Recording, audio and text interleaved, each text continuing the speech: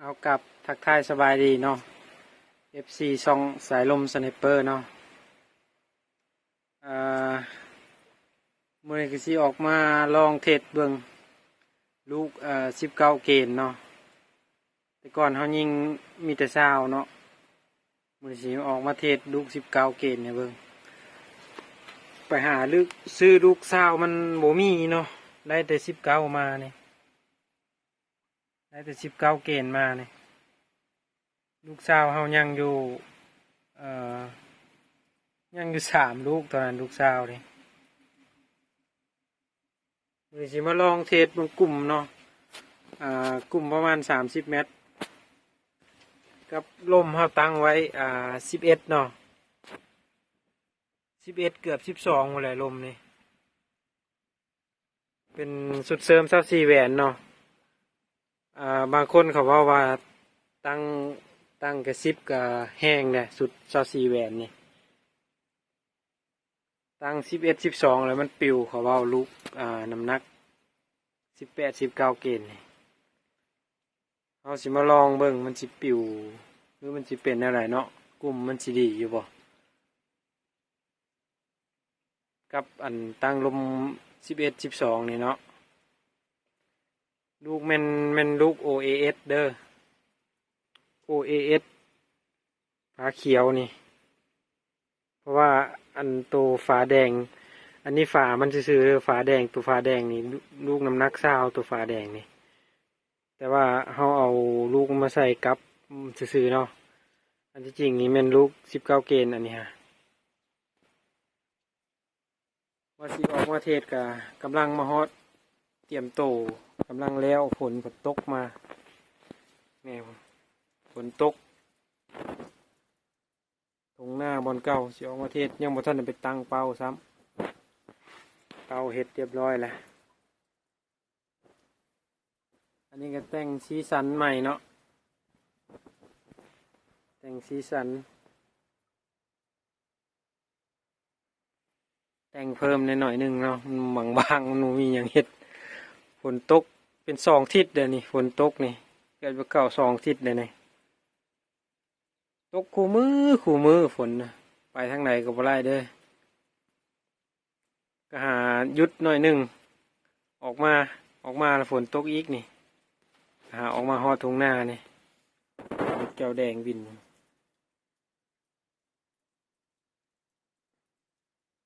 แก้วแดงเนาะบินอยู่เอาเดี๋ยวถ้าติดตามมึงเนาะ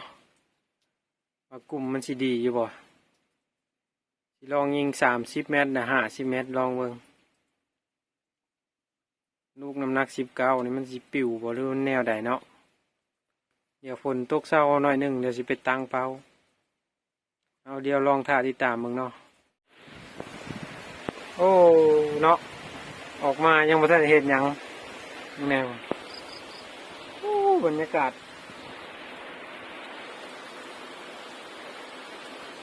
ฝนตกได้ตกดีตกคู่มือไว้บรรยากาศยามให้ยามนาเนาะเขากำลังเกี่ยว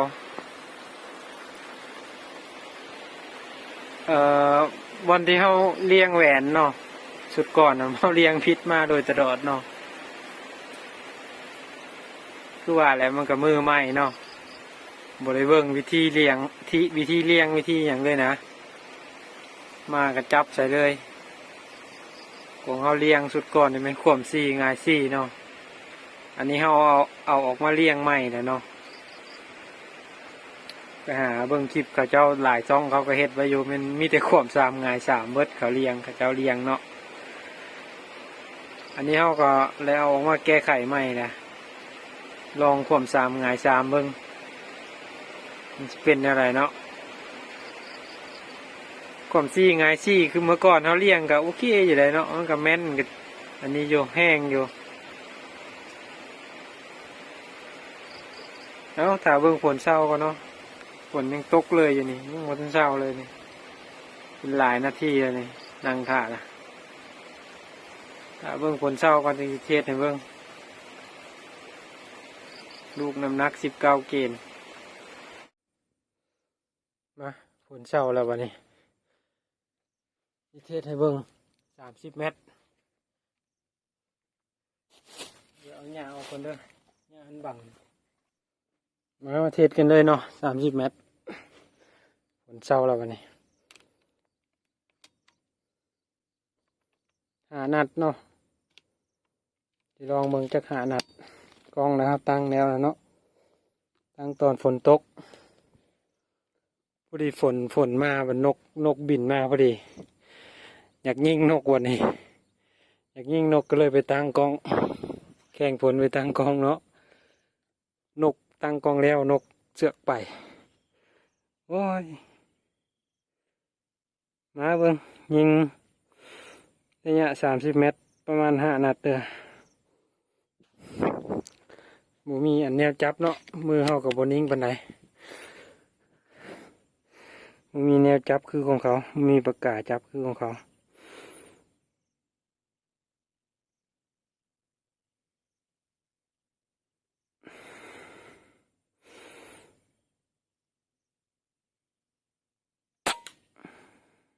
นัดที่1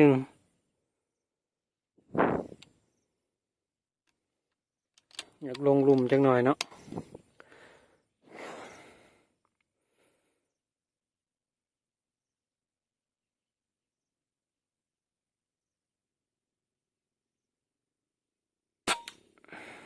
2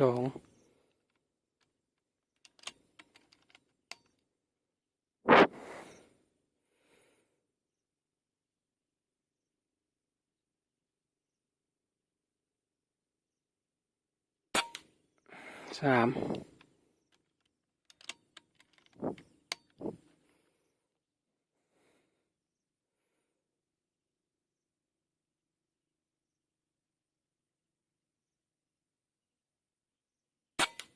4 5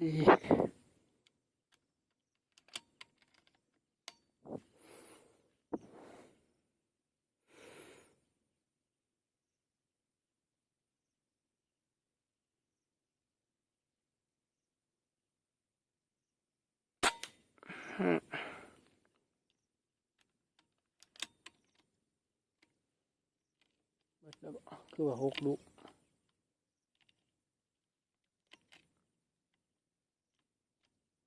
5 นัดเนาะโมเมนต์6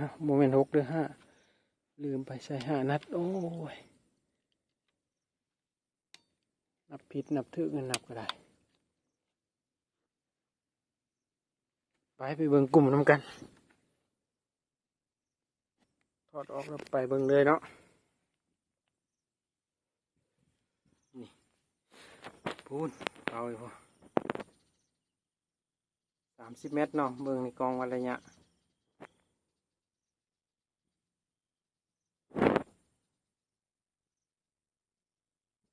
ถ่ายแดงกิมครึ่ง แต่งถ่ายใหม่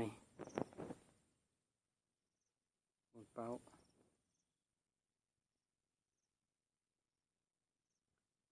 ไปย่างไปเบิ่งเลยมาตัดเนาะย่างไปเบิ่งกลุ่มมันนำกันลูก19เนาะลูก19เกณฑ์มันก็บ่ได้ปิวได้ล่ะตั้งเล็ก24 แหวนตั้งประมาณ11ปลายบ่ฮอด12เนาะเฮาตั้งใจว่าสิตั้ง12นั่นแหละแต่ว่ามันบ่ไหวมื้อน่ะเมื่อยหลายถอดเข้าถอดออกถอดเข้าถอดออกเนี่ยมันเล็กมันไหลเนี่ยมันซึมเฮ็ดผู้เดียวโอ้ท้อเบิดมือมื้อน่ะสูบถอดสูบถอดสูบถอดสูบอยู่ผู้ที่มีอยู่เป็น10 ปลายเทื่อเพื่อสิได้เนาะมันได้11ปลายก็เอาเลยซะคิดว่า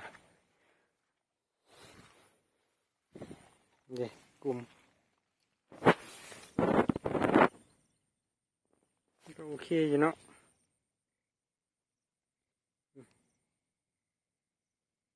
มือนิ้วชี้ปิดมิดเลยนัดทมิดเดี๋ยวลงบางนี้นัด2 3 4เข้านี่นัด5ลงมาลุมนี่ เอาถือว่างามอยู่เนาะกลุ่มมันก็บ่ได้ปิวเลยอะมันก็บ่ได้อันนี้ขี่ได้ถือว่าโอเคอยู่กลุ่มก็ได้30 เมตรเอาเดี๋ยวสิขอจบคลิปเพียงเท่านี้แหละเนาะฝากกดไลค์กดแชร์กดติดตามให้เด้อ FC เป็นกำลังใจให้แน่บ๊ายบายขอลาไปเพียงเท่านี้แหละ